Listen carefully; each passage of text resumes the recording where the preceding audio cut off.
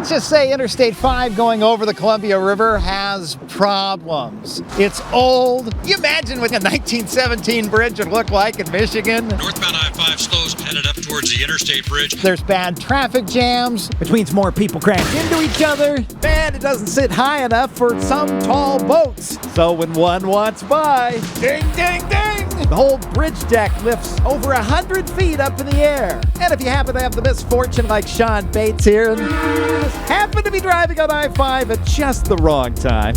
Oh, don't run the barricade, you dork. The entire freeway comes to a stop for the longest boat rail crossing you've ever seen in your life. And the bridge sits on literal logs, like from a tree, which is going to be super when a big earthquake hits, crippling the entire economy of the West Coast. Not just for tens of thousands of people living in Oregon and Washington, but millions of dollars of freight we all rely on every single day. Back in the 1800s, a Mr. Pettygrove wanted to call a new town Portland because he was from Maine, and a Mr. Lovejoy wanted to call it Boston because he's from Massachusetts. They flipped a coin, and that's why it is Portland, Oregon, and not Boston, Oregon. Meanwhile, across the Columbia in Washington, a growing town next to Fort Vancouver, the only way to get between the two towns was to pay a toll to catch a ride on a ferry. Cost-wise, it was more like buying a plane ticket. Spendy enough to make you jealous of the good people of Portland who, traveling east and west, get real bridges to use, but not going north across the Columbia to Vancouver, because it's just so wide. And as the regional population swelled to 500,000 people by 1910, the ferries just couldn't keep up. And then the city's electric streetcar started to dump people right at the shore. Thousands annoyed having to fight for space, they demanded a Megaproject. 35 feet wide and 3,000 feet long, with an astronomical price tag of $2 million, which in today's money would be about $100 million. At the last minute, Washington's governor vetoed their share of the money. That's too expensive. So the city of Portland stepped up and saved the bridge, took responsibility for most of the cost, and that got things rolling. Steel workers in Gary, Indiana started forging the 13 sections that workers in Oregon and Washington would weld together on the shore and then floated them out to where they needed to go. The bridge sits on 12 concrete columns, and those columns sit on pilings, and the pilings are made out of wood.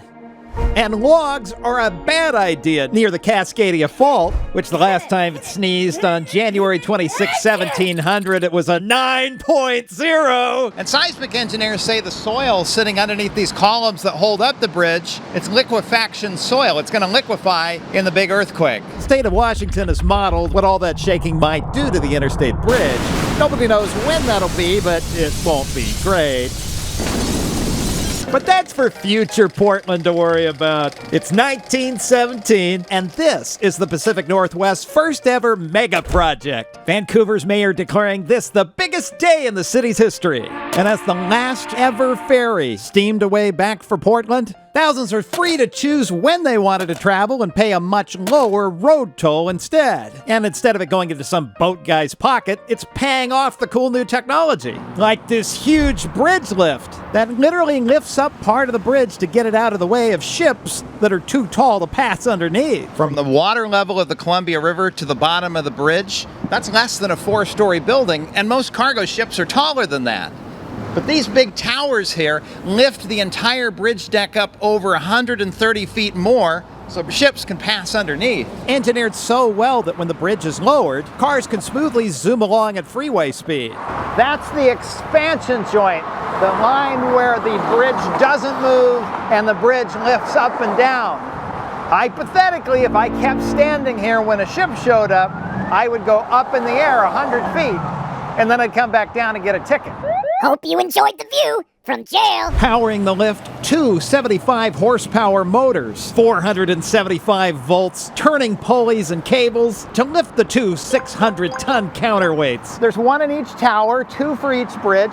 It offsets the weight of the bridge deck. It says right now the counterweight's up high and the bridge deck where people drive is down low. When a ship approaches, an operator in a booth turns on sirens and alarms and crossing gates to stop people from driving over the edge. Again. It's the second time I've been first in line. Oh, is that the stern wheeler? Oh, but it's got something big on it. It might be a crane barge. The big lift is really cool, but it causes a big problem. Oregon and Washington have found raising the bridge during the middle of rush hour makes a colossal traffic jam. So they only do it at night or during the middle of the day. So that delays boats who have to sit and wait while the crush of cars squeeze across the bridge during rush hour. Trucks also try to avoid rush hour, rolling during off-peak hours like nighttime, which means their truck might have to stop and wait for a bridge lift. Oh, don't run the barricade, you dork. So it's boats and trucks waiting for each other. It also stalls out people on foot. There's this hydraulic piston here that shuts this door to really make sure nobody gets on the bridge. It's cool that an interstate highway bridge has a walkway. So many don't. But being built in 1917, the original designers weren't planning on traffic going 55 miles an hour. Big scary trucks are like a foot away. Thankfully, this concrete barrier helps me feel a little bit safer. I've seen hallways and houses that are wider than this. But still, nothing protecting me from noise, dust, exhaust, a car bumper flying off and hitting me in the head. It goes without saying that this pedestrian path here is obviously not ADA compliant. Hate to see somebody take a wheelchair down that. And speaking of wheels, not so great for bicyclists either.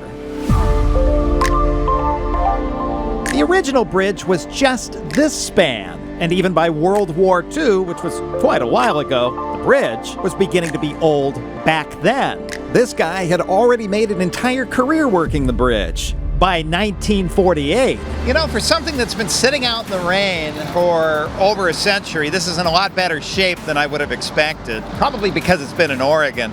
You imagine what this thing, a 1917 bridge, would look like in Michigan? The bridge truly unified Portland and Vancouver's economy into one big city. People cross-shopping on both sides of the bridge to save money. Cross the Interstate Bridge and save $10 on your next fur coat. That is one handsome woman. What time's dinner? People loved the Interstate Bridge from day one. By the 1920s, traffic was so busy, toll takers couldn't take their lunch break anymore. I need my pot pie. All that demand paid the bridge off by 1928. Then World War II ended. People started driving like crazy, upwards of 50,000 cars a day. That left the two states with two options: expand the Interstate Bridge or build a second bridge somewhere else. And being the 50s, the public really didn't get any say. Commissioners in each state planning what they wanted to do like it was a secret military operation. But the decision was sort of made up for them. The state of Washington was pointing a brand new freeway right at the poor little bridge that's 35 years old and only 35 feet wide. And on the other side, Oregon had widened its highway to 4 lanes. So they decided to build a twin right next to the old one, but with a small improvement. Do you see that kind of hump in the middle there? The original bridge was completely flat, and therefore not very tall. But the new bridge had a little more of an arch shape to it, which is going to be a huge hazard when it's icy outside, according to the good people of 1957. Where the road goes up and over, that'll handle like a tall sailboat. Anything taller than that still has to go through the lift. Once the new southbound bridge was open, crews took apart the original 1917 bridge and fixed it up a little to match the shape of the new bridge. Not perfect, but at least any boats 70 feet or shorter wouldn't have to stop traffic. Well, there's certainly no shortage of cars. Like 40 years before, enough drivers zipped across the bridge to pay off all the construction tolls by 1966. And with the toll booths gone, that created a safety problem. The tight 1950s on-ramp design wasn't a problem. Everybody else on the freeway was slowing down to pay a toll. But with the booths gone, traffic is going full speed, 55 miles an hour. So using an ancient on-ramp to try to merge in at freeway speed gives you only 3 seconds before you crash into the bridge. And it's still a problem today. That's such a narrow entry to the old bridge that it doesn't give a lot of room for freeway entrance ramps on both sides to smoothly merge together. They're very short merge points. So that means drivers going down the freeway have to brake to let the cars enter in.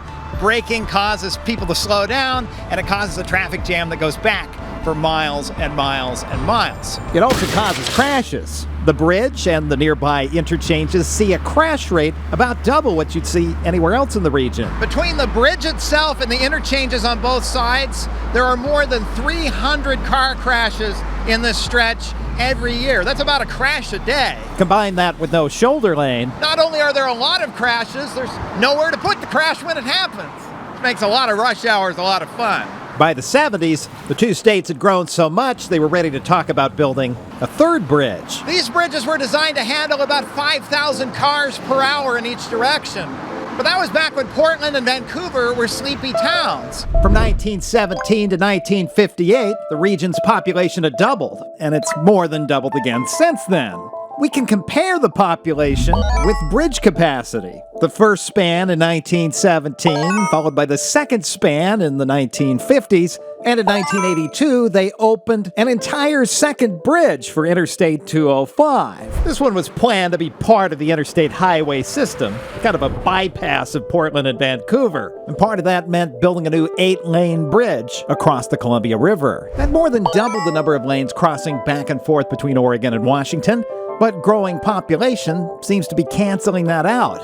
Divide the two charts together, and you can see how much bridge each person gets. The lower it goes, the more we have to share. Portland's party station.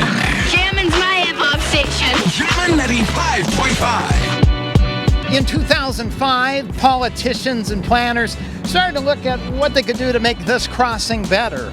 And they looked at everything from doing nothing to building a brand new bridge someplace else down the river. When the bridge opened in 1917, electric streetcars zipped across the river from Portland into downtown Vancouver. But that ended in 1948 when the entire streetcar system got shut down. Today, Portland has an excellent light rail system, but it ends just before the river because there's no place for a train on the bridge. A replacement bridge could add that back in. But getting it built means working with competing stakeholders, with some wanting a wider bridge and other people deeply opposing it, and some against a new bridge simply on principle. Earthquake safety, freight mobility, people skeptical of light rail, people who won't pay a toll if they start charging it. Think about when it rains, all that water mixes with gasoline and oil, and because it's a 100-year-old bridge, they weren't thinking that through. It just sort of eventually ends up in one of these holes and just drips straight into the Columbia River unfiltered. A new bridge would fix that. And this is what hundreds of meetings produced, the Columbia River crossing. It was all set to go until it got killed off. It's over. The project is now dead. Which of these murder suspects killed off the Columbia River crossing? I'll give you a hint. It was not the hippies in Portland. You know, I used to live in Oregon 20 years ago, so this is a local story to me. One I'm able to go cover thanks to people like Jordan, Adam, Franco, Robert, James, LeVay, Trevor, Sean. So the reason you didn't have to sit through me harping about a VPN sponsorship, well, you've got about 400 people to thank for that. Are you one of them?